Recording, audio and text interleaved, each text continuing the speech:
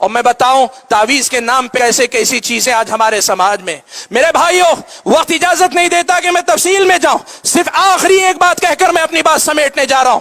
دیکھو یاد رکھو, آج بھی آپ کو اس بات کی دعوت دیتا ہوں کہ جو تعویذ آپ کے گلے میں بندھے, آپ کے کمر بند سے بندھے, آپ کے ران پہ بندھے, آپ کے بازو پہ بندھے, آپ کے دکان کے غلے میں رکھیں, آپ کے تکیے کے نیچے رکھیں, آپ نے اپنے گھر کے کسی کونے میں باندھ کر رکھیں, کہیں ٹھوک کر رکھیں, کبھی باندھ کے رکھیں, وہ لیمو, وہ مرچ, وہ ناریل, وہ آپ کے گھر میں لگا ہوا کیلا, یا آپ کے گھر کے سامنے بندھے مختلف چیزیں, کبھی ان کو کھول کر بھی دیکھ لو. اگر کھول کر دیکھ لو گے, یقین مانو ان میں سے بہت سارے تعویذ خود آپ کے ایمان کو درست کرنے کے لیے کافی ہو جائیں گے. سچائی میں آپ کو بتاؤں, ہم نے دیکھا ہے بہت سارے تعویذ ہم نے کھول کر دیکھے تو تعویذ کے اندر اخبار کے کٹے ہوئے تراشے ملے, کوئی دعا نہیں, کچھ نہیں, اخبار کے تراشے.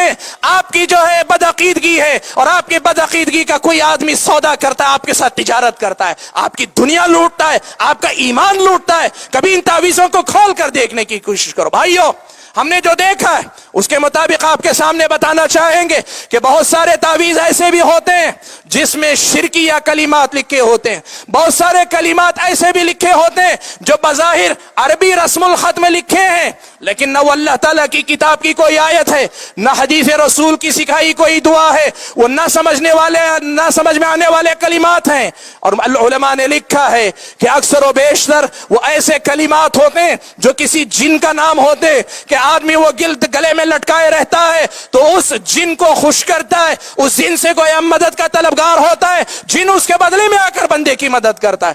آج کے آج آپ کھول کر دیکھ لو کہ ان تعویذوں میں کیا رکھا ہے, ان تعویذوں کی حقیقت کیا ہے, آپ کے سامنے بہت ساری باتیں کھل جائیں گی. اور بہت سارے تعویذ تو ایسے بھی ہوتے ہیں جس میں قرآن کی آیت نہیں لکھی ہوتی بلکہ اس کے بجائے نمبرات درج ہوتے ہیں. بہت ساری ایسے ہوتی ہیں قرآن کی آیتوں کے بجائے یا قرآن کی آیتوں کے ساتھ ہی نقش و نگار بنے رہتے ہیں. یاد رکھنا میرے بھائیوں, اسلامی شریعت مجھ کو اور آپ کو یہ بات سکھاتی ہے. حضرت عبداللہ ابن مسعود رضی اللہ تعالیٰ عنہ نے کہا ان الرقى والتمائم والتولات شرک. اللہ کے نبی صلی اللہ علیہ وسلم نے کہا کہ غیر شرعی جو رقیہ ہوتا ہے, والتمائم اور جو تعویذ لٹکائے جاتے ہیں, وہ تیوالا اور ایسا تعویذ جو کسی کو اپنی طرف مائل کرنے کے لیے, بیوی شوہر کو مائل کرنے کے لیے بناتی ہے, کہا شرکن, یہ شرک ہے. حضرت عبداللہ ابن مسعود رضی اللہ تعالیٰ عنہ نے کہا. بعض لوگ بسا اوقات ایک بات کہتے ہیں کہ یہ جو تعویذ ہیں لگانے کے بعد ہمیں شفا مل جاتی ہے, ہمیں سکون مل جاتا ہے, ہمیں تسلی مل جاتی ہے. حضرت عبداللہ ابن مسعود رضی اللہ تعالیٰ عنہ نے اس کی بھی وضاحت کی, اس کا بھی جواب دیا. حضرت عبداللہ ابن مسعود نے اپنی بیوی کے گلے میں اپنی بیوی کے گلے میں ایک دھاگا بندھا ہوا دیکھا تو حضرت عبداللہ ابن مسعود نے ڈانٹ کر اس کو نکالنے کا حکم دیا, اور اس کے بعد ان کو سنایا, کہا ان الرقى والتمائم والتولات شرک. اللہ کے نبی نے کہا ہے کہ یہ جو رقیہ غیر شرعی تم کرواتی ہو جاہلیت کے طریقے پر, یا پھر تعویذ لٹکاتی ہو, یا تیوالا شوہر کو مائل کرنے والا خصوصی تعویذ بنا کر لٹکاتی ہو, یہ سب شرک ہے. تو حضرت عبداللہ ابن مسعود کی بیوی نے کہا کہ میرا معاملہ تو آپ یہ ایسا کیوں کہہ رہے ہیں. کہا کہ آپ ایسا کیوں کہتے ہیں, میرا تو تجربہ یہ ہے. حضرت عبداللہ ابن مسعود کی اہلیہ اپنا تجربہ سناتی ہیں, کہتی ہیں کہ میرا تجربہ تو یہ ہے کہ میرے آنکھ میں ہمیشہ کچھ نہ کچھ چبھن محسوس ہوتی تھی, میری آنکھ میں ہمیشہ کچھ نہ کچھ پریشانی رہتی تھی. میں فلاں یہودی کے پاس جاتی اور وہ مجھ پر رقیہ کر دیتا تو فوراً میری آنکھ ٹھیک ہو جاتی تھی. تجربہ تو بتاتا ہے کہ مجھے شفا ملتی ہے. حضرت عبداللہ ابن مسعود رضی اللہ تعالیٰ عنہ نے اپنی بیوی کو سمجھایا, اور یہ جواب صرف بیوی کو نہیں پوری امت کو سمجھایا. حضرت عبداللہ ابن مسعود نے کہا کہ ذاک شیطان, کہا کہ اے اللہ کی بندی, وہ تیری بیماری نہیں, وہ شیطان تھا جو تمہیں آ کے ستاتا تھا, وہ شیطان تھا جو کچوکے لگاتا تھا.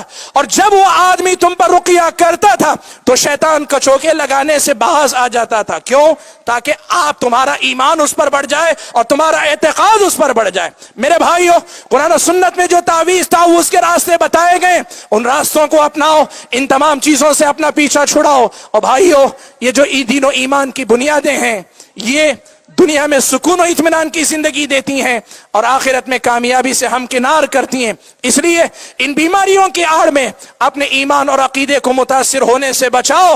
اپنے ایمان اور عقیدے کو متاثر کرنے والی جو باتیں سماج میں رواج پا رہی ہیں ان سے اپنے آپ کو دور رکھنے کی کوشش کرو۔ میں اپنی بات کو مختصر کرتے ہوئے اللہ تبارک و تعالیٰ سے دعا کرتا ہوں کہ اللہ تعالیٰ مجھے اور آپ سبھی حضرات اور خواتین کو یہ جو کاروبار ہے اس سے دور رہنے کی توفیق عطا فرمائے، دین و ایمان کی حفاظت نصیب فرمائے، جن سے، جادو سے، نظر بد سے، ان تمام کے شر سے اور ان کے علاج کے نام پہ انسانوں کے جنوں کے شر سے اللہ تعالیٰ دین و ایمان کی حفاظت فرمائے، ہماری آل و اولاد کی حفاظت فرمائے۔ اللہ تعالیٰ جب تک دنیا میں رکھے ایمان اور اسلام پر قائم رکھے، اور جب اپنے پاس بلائے تو ایمان کی حالت میں بلائے۔ آمین۔ وآخر دعوانا الحمد للہ رب العالمین، والسلام علیکم ورحمۃ اللہ۔